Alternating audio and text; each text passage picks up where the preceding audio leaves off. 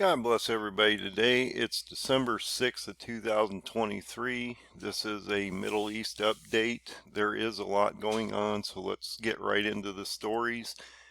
My last video was about 4 days ago when we saw basically we had just had a break in the truce. The fighting had resumed in Gaza, and now it's expanded to the southern region of Gaza, and this is moving quickly. There's a lot of carnage on the ground. The United States has told Israel that they need to step this up and complete this occupation within like weeks, and that's just not going to happen. I don't believe as we move forward. There's just too many things going on the ground, and there's too many players coming into the game. So on Friday, December the 1st, we saw this ceasefire pause, whatever you want to call it, basically fall apart. And now Israel is entrenched in the southern part of Gaza, and they are attacking the second largest city down in that area. So I had indicated in the last video that I thought all of the hostages they were going to give back at this point in time was going to be it, and that the war would resume and we would not see any more hostage releases unless, let's say Hezbollah came into the north, captured some people, and then they had a secondary front. Then we would go through this process on the northern side, and that's still a potential. But Hamas had released all of the hostages that I considered soft hostages, or people that weren't a threat to Hamas, and so they released the women and children, and they kept anybody that they thought was a threat, even the people that had terrible stories that would be exposed to the world once they got released. And so this is a problem. And then they're drugging these people that they did release to make them appear to be happy. And so the Jewish committee, this Knesset, or however you say that, urges the ministry to send international health organizations and an official report with evidence of drugging and other disturbed post-release medical findings of the things that happened to these, especially women, men too, but in a lot of cases we're hearing about a lot of women that have been basically brutalized in this process. And so they gave him this specific drug that deals with anti-anxiety, seizures, bipolar, and other psychological issues, so that when they release them they would look happy. And so it's a better photo op for Hamas. And then once the drugs wear off, these people realize just how terrible their situation was, and we're finding out the details after the fact. Now, even the American administration has come out and indicated that Hamas has finally, now realize it's been 2 months later, okay? 2 months into this, it's, they've been under duress for 60 days. Indicates that Hamas raped, mutilated women during the assault on Israel. Okay, so Joey's finally come out, said something about it, and they, I guess, have the acknowledgement that these types of things finally did happen, even though we've had reports out here for months that these types of atrocities actually did happen. And so the White House comes out, Joey comes out and tells us how reports on women raped, repeatedly raped, and their bodies being mutilated while still alive, of women's corpses being desecrated, Hamas terrorists inflicting as much pain on suffering women and girls as possible, and then murdering them, is appalling to Joey Biden. Took you 2 months to come out and tell the world that, Joe. I'm just saying. And immediately because I think Turkey's an extremely important player here. Erdogan comes out, which has been on the world stage trying to get all his players in line and get all his ducks in line before he gets ready to do this invasion I've talked about. And I know it hasn't happened yet, but it is coming. Erdogan comes out and basically says he's very negative and has a very negative view on Israel's renewed Gaza offense. And so he is working overtime here to try to get a ceasefire going for his brother, Muslim Brotherhood, Palestinians down there. And so it's extremely important.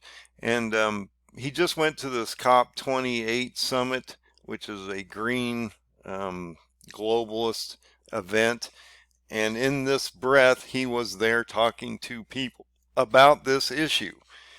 So Erdogan's trying to get everybody in the room that he can on his side of the equation so that when he does invade, he has the support of the world. So we're having all these things going on in this COP28, and you guys need to be paying attention to that because they're deciding the future of the world in a green scenario, okay? And this is going to affect you on so many different levels.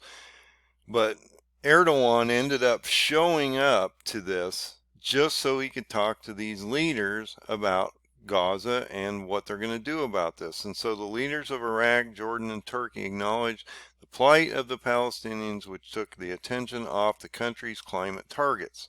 Okay, so he didn't go over there for climate change or nothing like that. He went over there so he could talk to these people and shore up his group of people. There were more than 160 world leaders to expect to attend this UN climate talk. And so Erdogan's going over and trying to shore up everybody possible so that he can move forward with this invasion that's going to happen soon, because Israel's not stopping this ramping up, and it's just getting extremely brutal on the ground, and the outcry of the international community is extreme at this point. And Joe Biden's getting a lot of pressure from the United States to stop this war over in Israel and Gaza, to the point where places like Michigan, which are his strongholds, which have a huge Muslim community, are calling for a ceasefire, and they're pledging to abandon Joe Biden in this next election cycle if he doesn't do something. So Joe's pressuring the Israelis because he's in a bad situation over here to get them to stop, because he's going to lose the voting blocks, and this is going to cause problems for the Democratic Party as we move forward. So, this article, Muslim community leaders gather Saturday in Dearborn, Michigan, and I'm telling you, this is a huge Muslim group up here. They almost Sharia law their communities. It's really bad up here. And so these Arab Americans in the USA, which have a large concentration, are protesting against Joe Biden's refusal to call for ceasefire in Gaza, reiterating that the president's stance could affect his support in crucial swing states next year. And I think this is extremely important, because this is one of the reasons the United States has made the stance that it has.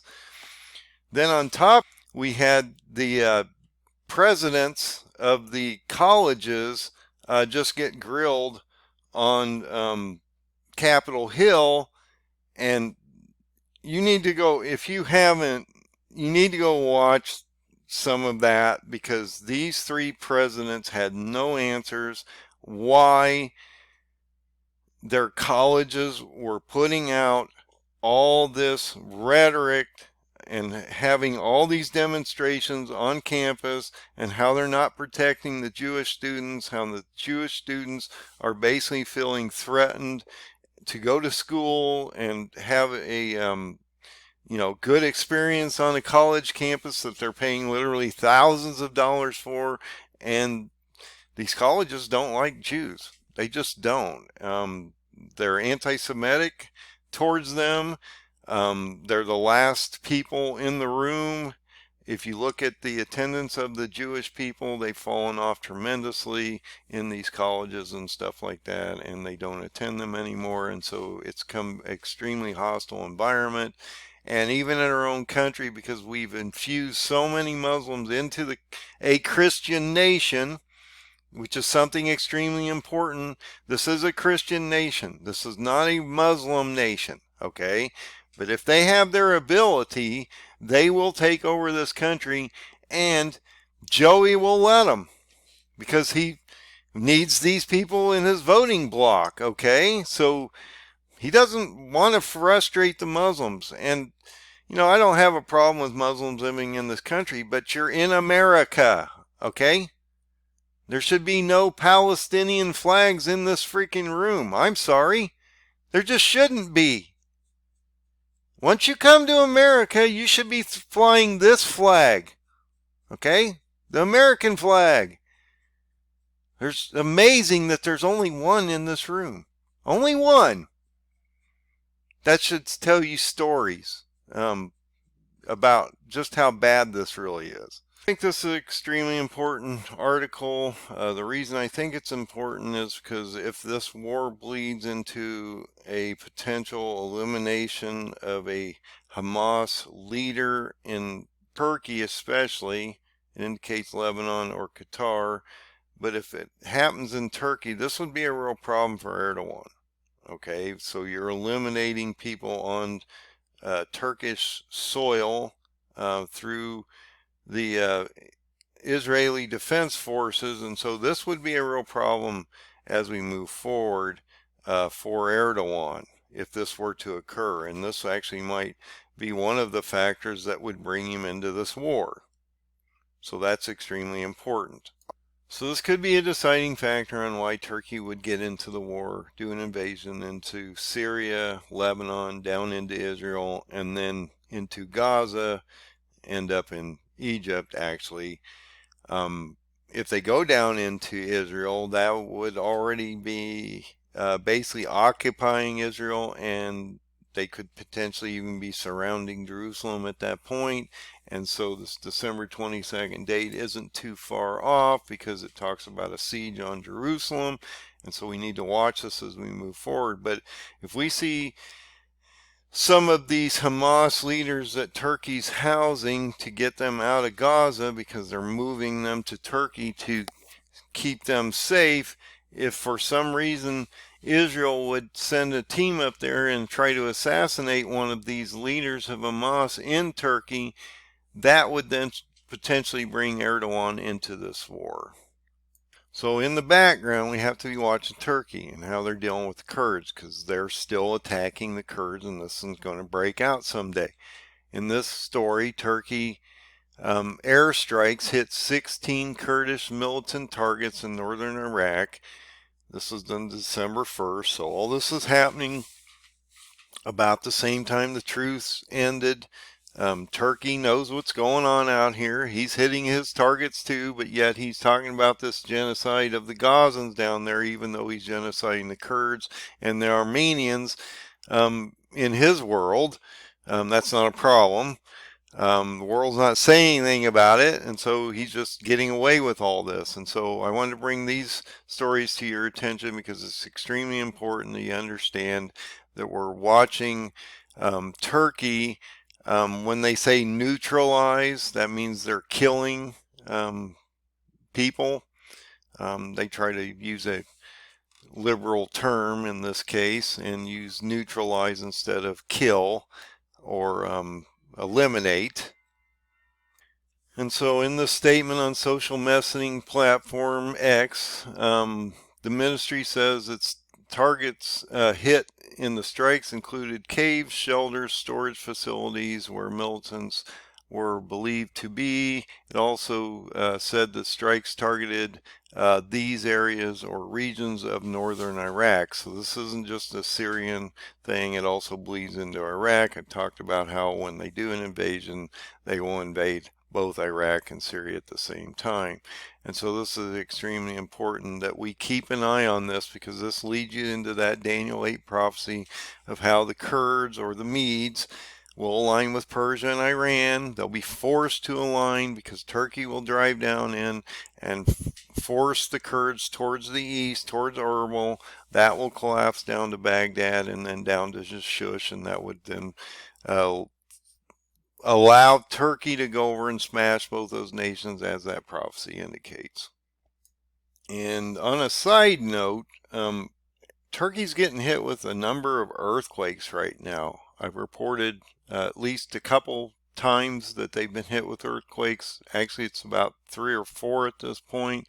And so that seems to be Turkey's getting affected in a number of different ways. Some of the earthquakes are down in that invasion area, and so we need to watch why this is becoming so active. But just realize that they had those 2 earthquakes in February, the 7.6 and 7.8 earthquakes, which killed, 50 to 70,000 people. And so this is a high area for earthquake activity, but it seems to be ramping up in the last year or so. And so Turkey's dealing with these issues also. So once we had that ceasefire end, Israel immediately started to step this up. And so we've had some of the most intense fighting since the war began in the southern port of Gaza.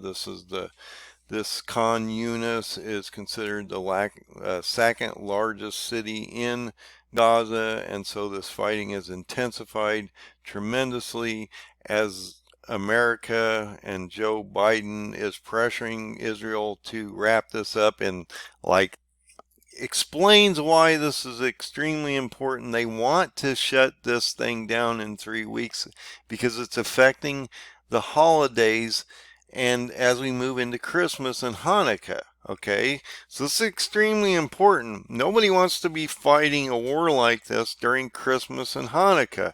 And so I'm going to show you there's a little bit of a timeline here we need to be watching as we move into that December 22nd date that I've been talking about. Okay, so the next few stories are just keeping you updated on what's going on at this very moment in time.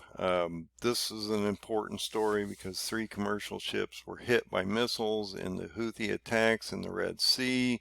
The U.S. warship downs 3 drones, and so we're literally having ballistic missiles fired on commercial ships in the Red Sea.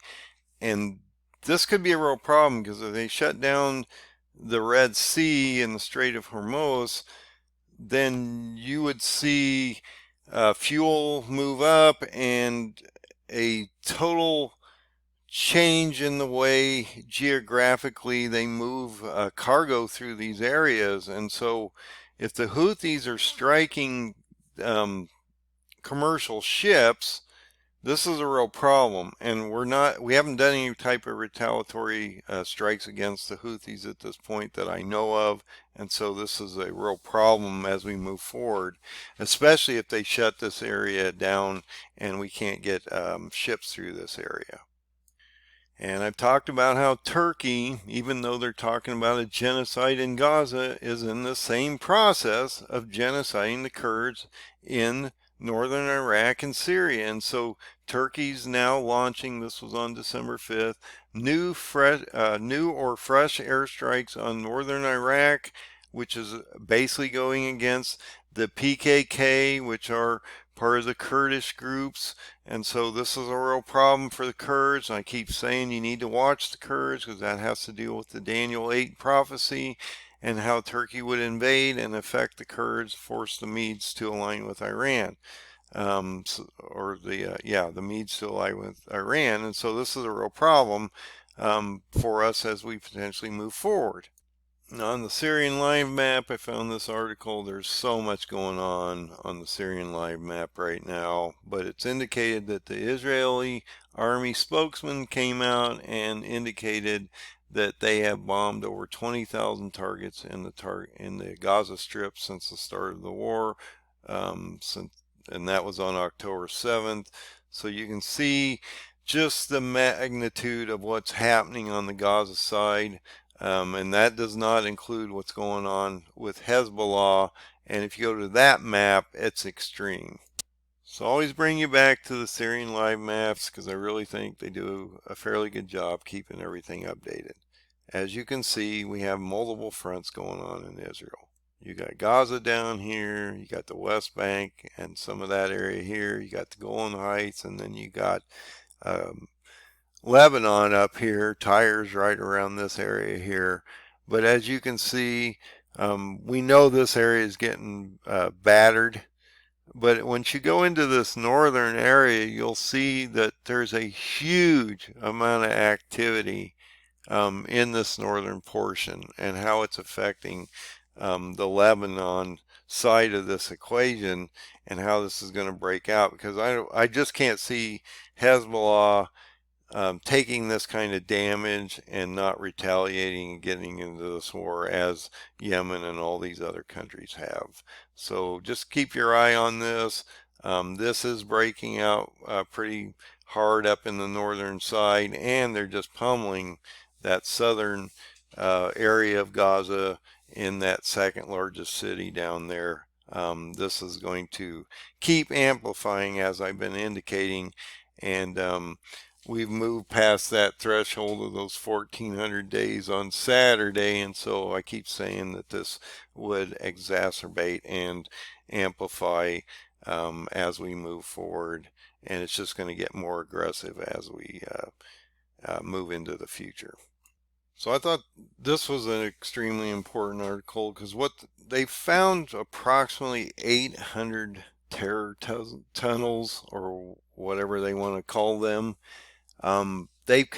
Israel's constructed these 5 large pumps that they're actually going to push seawater from the Mediterranean into these tunnels. Now I'm guessing they have to go in and clear the tunnels, make sure there's no hostages and things in the tunnels, and then they would flood them.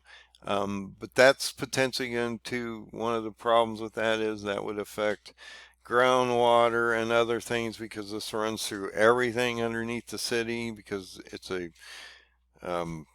a labyrinth underneath the whole area. They built tunnels everywhere, and so if you flood them, that could potentially cause them problem, because it's salt water. They're going to be pushing seawater down in through these areas, and they have to make sure these areas are cleared of all hostages or anybody that would be affected on Israel's side. They do have to clear these tunnels, and then they would have to flood them after they know there's nobody in there that's going to matter. So just thought that was an extremely important article. I want to bring you all these different angles, sort of give you a feel for what's happening on the ground and how Israel is trying to deal with this problem and eliminate this by the holiday season that's coming up. And I want to show you on that map and why this is so important as we move forward. So I wanted to go over this calendar real quick and what's going on in December, and why I think a lot of these things sort of work together and matter to what's coming up. And I keep talking about how I think, based on my paradigm, and I don't know if this is going to play out, I keep saying, but it seems to be close, and so we need to be watching it. You know, maybe it is playing out to a certain degree, not on exact dates, but it seems like it's being somewhat accurate at this point, that December 22nd, or 10 Tevet, was going to be an extremely important date and a possible siege on Israel. Now we're in the 6th right now, and that's extremely important because we're starting to work into the holiday season of Hanukkah and, in our case, Christmas. But I want to concentrate more on Hanukkah and how a number of things are happening between now, December 6th, and 10 Tevet, that might affect us as we move forward, not only in the Middle East, but in the markets, because we're seeing a lot of things happening out here and a massive global slowdown of basically the whole world. We're going to see that once you get through Christmas, that the numbers that are coming out for sales and stuff through the holidays are extremely light. They're downgrading everything and everyone at this point, and so these things are going to affect the world as we're moving through these first four seals. We need to watch some of what's going on out here. So Hanukkah starts on the 7th of December and runs through the 15th, and this is extremely important. So as we're watching these current events play out, we're also having, we're walking into a holiday season. This is extremely important. It's a major Jewish holiday called Hanukkah. Hanukkah runs for 8 days. This Jewish festival commemorates the recovery of Jerusalem and the subsequent rededication of the Second Temple during the Maccabean revolt against the Seleucid Empire in the 2nd century BCE, and so this is extremely important. This runs from the December 7th through the 15th, and that sort of drops you right in the middle of that date between now and December 22nd, or 10 Tevet, that I keep talking about, that I'm concerned about. So you have Hanukkah, which is on the 7th, starts on the 7th, runs through the 15th. And then we have some really interesting things happening in the middle of all that. I just want to bring these up to your attention because I think they're going to affect the markets also in the middle of all this, because you're going to have the job numbers come out on Friday. If they're really weak, and let's say we see a 150,000 or less print on the job numbers, that means you're having a huge, massive slowdown in the economy here right before Christmas. And that's a real problem, because that means as we move into the first of the year, we are going to see a massive slowdown and probably a lot of layoffs as we move forward. This number really could affect the markets on Friday, because if it is a lower number, then the markets are going to signal that Jay needs to cut rates like immediately. You're already watching the 2-year bond fall down to like 4.2, and Jay's at 5.5 on his rate, and so he should be following the 2-year. That's why the markets are saying that he's going to cut maybe 4 times next year, which I don't think is going to happen, because we're going to see inflation rear its ugly head again as we watch fuel prices move up and the Middle East break out even more. That's going to, and if you get one of these straits shut down, like the Strait of Hormuz, that is going to change the dynamic of fuel, oil, and different things like that, and it's going to hyperinflate a lot of these areas out here, because they have to move these quantities around continents, not through straits, and so that's extremely important. We have a consumer price index and a producer price index numbers on the same date. Well, the CPI is on the 12th. That's on a new moon. Not that a new moon matters, but I try to point these things out. We have a new moon on the 12th. When you get into the 13th, though, the job numbers, the CPI and the PPI, are going to affect the rate decision that he's going to make on Wednesday the 13th. Now, I don't think he's going to raise, and we're going to have to see when he comes out and talks about this, how they're going to move forward into the new year.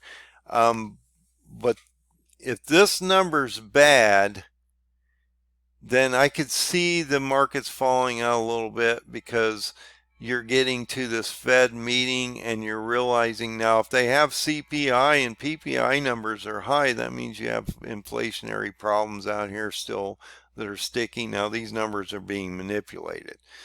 So when Jay comes out and talks on Wednesday, he's going to be looking at these 3 numbers to discern what exactly he's going to do, and then you're going to see that rhetoric in his speech, and so that's extremely important. As you move through Hanukkah, I think you could see a ramping up between the 7th and the 15th on attacks on Israel. because you're in their Jewish holidays and they seem to like to disrupt a lot of that. And so we could see potentially more attacks on Israeli soil, just as you saw a bus stop attack on a number of Israeli people that killed, I believe, 4 people. I may be wrong on that number, but it killed like 4 people and injured a number of other people. Might have been a couple people that actually died, but I just want you to realize that we're starting to see Palestinian attacks on Israeli soil, and so that's a problem. Once you move into the winter solstice or the end of fall, we move into winter solstice on the 21st, and then the next day right after that is the December 22nd day of Tebet, which was the actual siege of Jerusalem in the past, and so that's why I was extremely focused on this date. And it's also in my paradigm that potentially we would see a siege on Jerusalem. Now, if Turkey gets into this here soon, it wouldn't take him long to get down into Jerusalem, or down towards Israel, and potentially see them literally in this potential war. I don't know if that's going to happen, but definitely we need to be watching Turkey, because if he can't work out a political solution here, then in my opinion, he will actually do something himself, and he will get into this fight and bring Turkey into this war. And in this last article that I'm going to bring you today, and I may do another update later, because like I say, it's been like 4 days since I did one, and things are moving quickly, so you never know what's going to happen from hour to hour, minute to minute sometime. But I'm going to bring this topic back up. Erdogan expects steps from the U.S. on this F-16 sale for Sweden NATO ascension. I do not believe they're going to give these jets to Erdogan. Mendez was holding this up for some time. I've talked about that multiple times in other videos, and Mendez has been removed and due to his conduct, and so this is potentially a problem for the Middle East, because if we sell these fighters to him, he'll use them against not only the Kurds but us and Israel as we move forward. And I just don't think we have the hardware at this point to give him these F-16s. Now, we've sold weapons to about everybody on the planet, so we may sell them to him anyway, even though it will be at a negative to our troops and potentially a hazard as we move forward. And if Erdogan doesn't get his way here, this might be another reason he just decides to invade and get this over with, and get this started, actually, where he does go down into Syria and Iraq and causes this to be a real problem.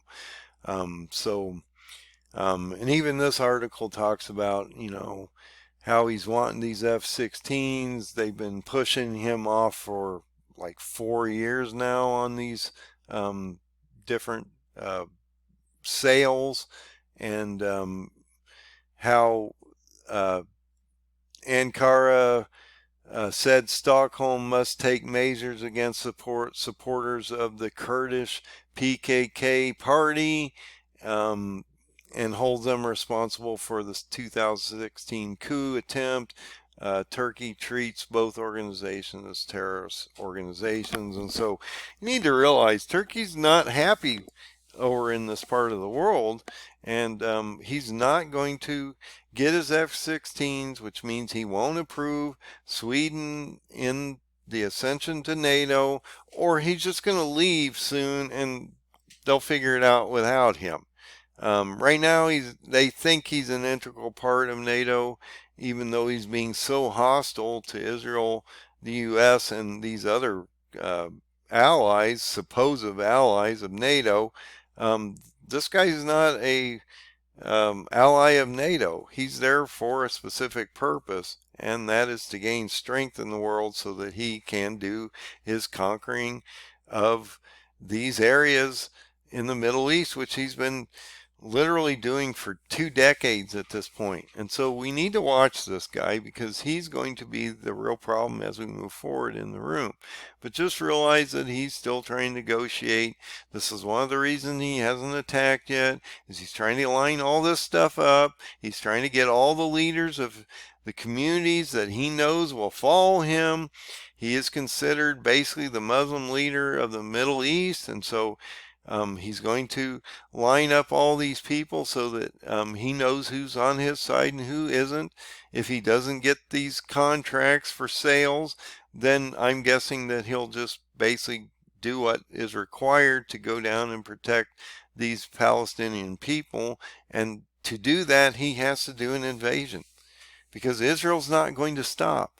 And I don't think you're going to get through the next 3 weeks through Hanukkah into the end of this year without potentially Turkey getting into this, and we're going to see a massive ramp up from Israel as we move into Hanukkah in the next day or so, that they're going to want to finish this campaign soon.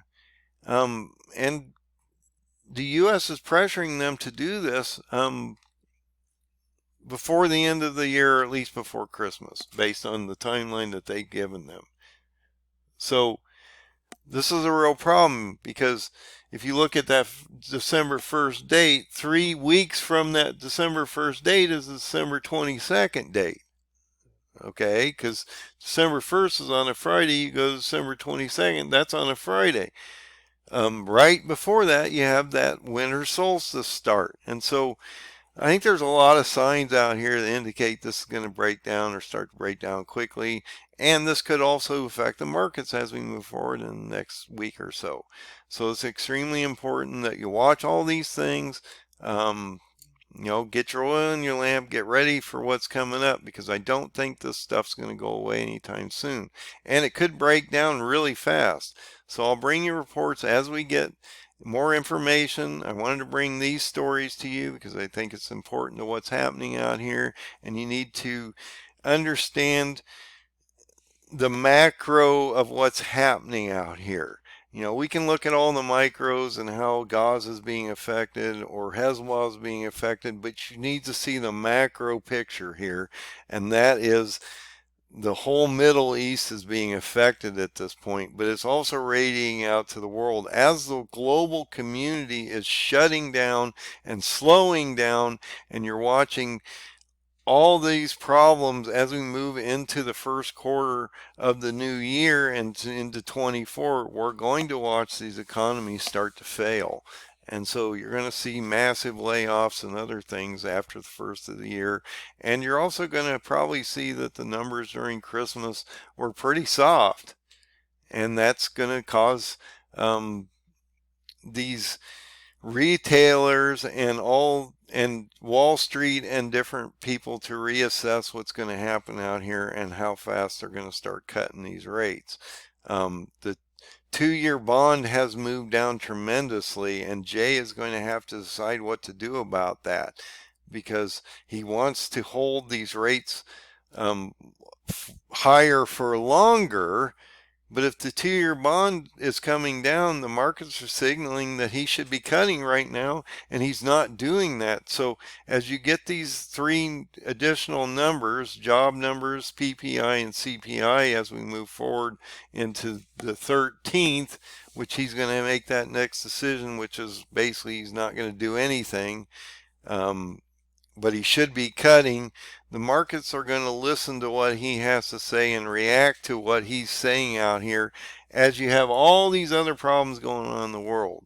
And so it's just important that you keep track of not only the financial situation that's happening in the world, but the global geopolitical issues that are happening, especially in the Middle East. If you go to Ukraine, up in that area, that's a stagnated war right now because the snow is flying and the ground is basically mud, and so they are entrenching in defensive positions, and so that's not going anywhere soon. And that may take months for them to get out of that position. So just realize that that's what's happening up there. We're not potentially funneling money to Ukraine, and so that's a real problem for that war up there as it's stagnating, because Russia has tons of resources still, and they just called up another 170,000 recruits, and so that's a real problem up there, but that's not going anywhere, and Russia's not going to be a problem in the Middle East because that's not part of the Middle East prophecy of the Bible.